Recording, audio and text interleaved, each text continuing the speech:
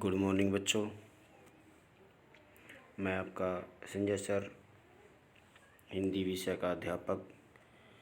आज हम कक्षा 8वीं में लिखित सुदामा चरित नामक कविता, जो कि कवि नरोत्तम दास द्वारा रचित है, आज हम इस कविता को पढ़ेंगे, ध्यान से समझें और समझकर इसकी प्रसंग सहित व्याख्या अपनी नोटबुक में लिखेंगे।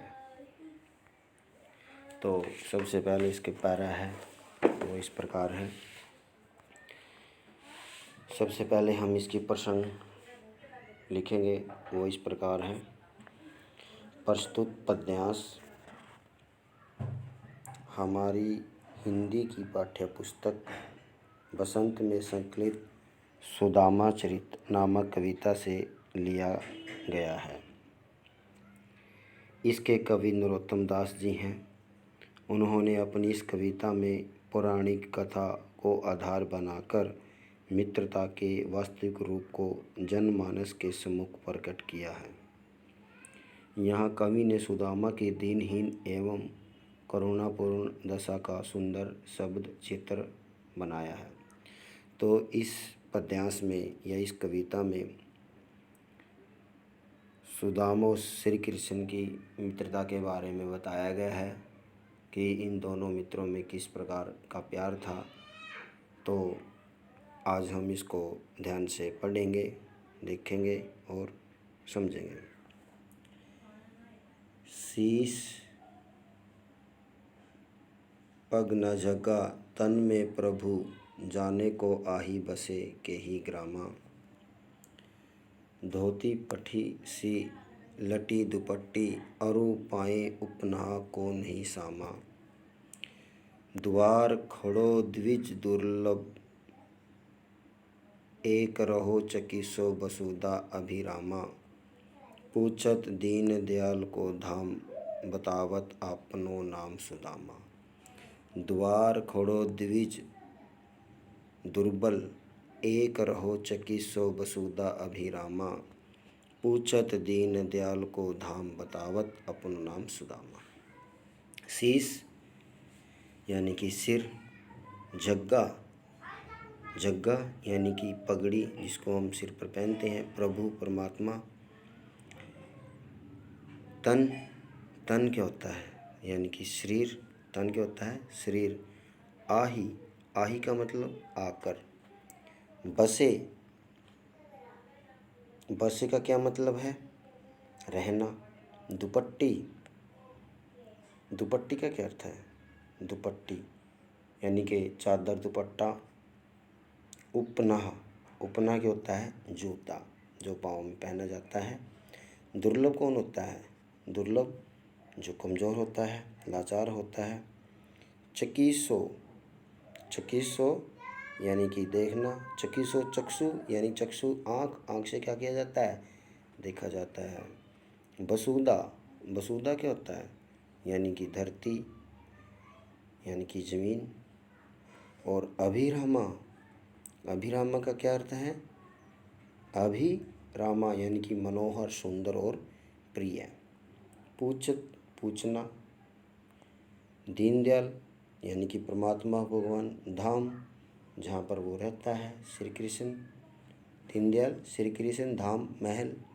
बतावत आपनो नाम सुदामा यानी कि बतावत यानी कि बताना, अपना नाम सुदामा। कौन बता रहा है, जो कृष्ण के दर पर आ रहा है वो अपना नाम सुदामा बता रहा है। इन पंक्तियों में कवि नरोत्तम दास सुदामा की दीनहीन दशा का वर्णन करते हुए कहता है कि द्वारपाल सुदामा का हाल सुनकर, द्वारपाल सुदामा का हाल सुनकर भगवान श्री कृष्ण को उसकी दशा के बारे में बताते हैं। धोती पटी सी लटी दुपट्टी, अरु पाए उपनाह को नहीं सामा यानी कि उसके शरीर पर यानी कि सुदामा के शरीर पर धोती यानी कि जो कपड़ा धोती पहनी हुई फटी हुई है, न ही शरीर पर कोई कपड़ा या कुर्ता है, चादर है। पता नहीं कहाँ से और किस गांव से आया है, न जाने न जाने आही बसे कही ग्रामा, न जाने किस गांव से आया है, उसका कोई पता ठिकाना नहीं है। उसकी धोती धोती फटी सी लटी दुपट्टी, और पाए उपनाह को नहीं सामा। यानी कि उसकी धोती फटी हुई है, उसकी चादर की दशा अत्यंत बदहाल है, फटी हुई है, पुरानी है, मैली है। उसके पैरों में पाए अरु पाए उपनाह को नहीं सामा। उसके पैरों में जूता तक नहीं जो उसकी दशा को करुणापूर्ण बना रहा है। यानी कि उसके पाँव नंगे हैं, पाँव में चप्पल जूते उसने कुछ नहीं डाले हुए हैं। वो एक गरीब, एक बेहाल, एक कमज़ोर व्यक्ति यानी कि करुणापूर्ण उसको बनाया जा रहा है। किसकी? उसकी हालत के अनुसार। यानी कि जैसी सुदामा की हालत है उस पर दया करने को मन करता है। पूछत दीन दयाल को धाम, बतावत अपनो नाम सुदामा। और वो श्री कृष्ण का महल पूछ रहा है कि श्री कृष्ण जी कहाँ रहते हैं। श्री कृष्ण जी उसके मित्र हैं और मैं अपना नाम मेरा नाम सुदामा है, हम बचपन के मित्र हैं। तो जब द्वारपाल उससे पूछते हैं कि आप कौन हैं, तो वो कहता है मेरा नाम सुदामा है और श्री कृष्ण जी मेरे मित्र हैं। तो इस प्रकार की बातचीत द्वारपाल, सुदामा और श्री कृष्ण के बीच होती है। दूसरे पहरे में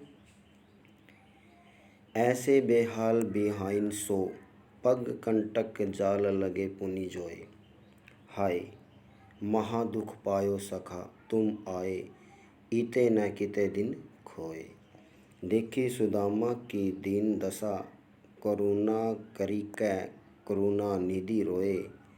पानी प्रात को हाथ छोयो नहीं, नैनन के जल सो पग धोए।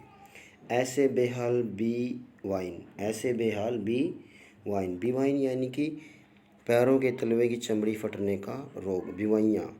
यानी कि सुदामा का हाल इतना बुरा हो रहा था, उसके पाँव ऐसे लग रहे थे जैसे को बीवाइयाँ की बीमारी लगी हुई हो। पग कंटक जाल लगे पुनि जोए, यानी कि श्री कृष्ण ने उसके पाँव में जो कांटे चुभे हुए थे उनको निकाला। यानी उसके पाँव में, सुदामा के पाँव में कांटे यानी कि कांटे चुभे हुए थे, सूल चुभी हुई थी, जिसको श्री कृष्ण जी ने अपने हाथों से निकाला। यहाँ कवि का कहना है कि सुदामा के पैरों में बीवाई फटी हुई थी जो अत्यंत पीड़ा युक्त थी। उसके पैरों में ऐसा लग रहा है जैसे कांटा को कोई जाल पुनः उगाया हो। सुदामा को देखकर श्री कृष्ण जी कहते हैं, अरे मित्र, ये तुमने कितने दुख प्राप्त कर लिए हैं, तुमने यहाँ आने में इतने दिन व्यर्थ कर दिए। हाय महा दुख पाया सखा तुम आए, इते न किते दिन खोए। यानी कि जब श्री कृष्ण जी सुदामा जी से मिलते हैं, उसके हाल को देखते हैं तो वो रो पड़ते हैं और कहते हैं कि हे मेरे मित्र सखा, तुमने अपना क्या हाल बना रखा है और तुमने आने में इतने दिन क्यों लगा दिए, तुम कहाँ पर खोए हुए थे। देख सुदामा की दीन दशा, करुणा करी कै करुणा निधि रोए। यानी कि जब श्री कृष्ण जी अपने मित्र सुदामा की दशा को देखते हैं तो वो रो पड़ते हैं।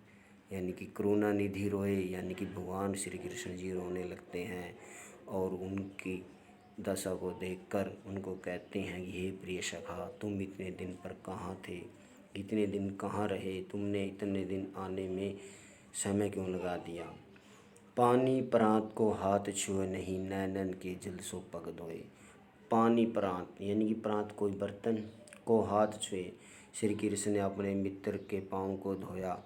उन्होंने पानी की प्रांत को हाथ तक नहीं लगाया और अपनी आंसुओं से, यानी कि वो इतने रो पड़े, इतना दुख देखकर उनका मन इतना भयभीत हो गया कि उनकी आंखों से आने वाले आंसुओं से ही उसने अपने मित्र के पाँव को धो डाला। यानी कि उसकी सारी दुख तकलीफ़ ले ली और उसको अपने महल में बिठाया, अच्छे से नहलाया, खाना खिलाया। ये सारी बातें उन दोनों में होती हैं और फिर दोनों मित्र एक दूसरे को गले लगाकर बहुत रोते हैं और इतने दिन से तुम कहाँ थे, ये सारी बातें कृष्ण जी अपने मित्र सुदामा को कहते हैं। आगे है, कछु भाभी हमको दियो, सो तुम काहे न देत। चाँपी पोटरी कांख में रहे कहो के ही हेतु।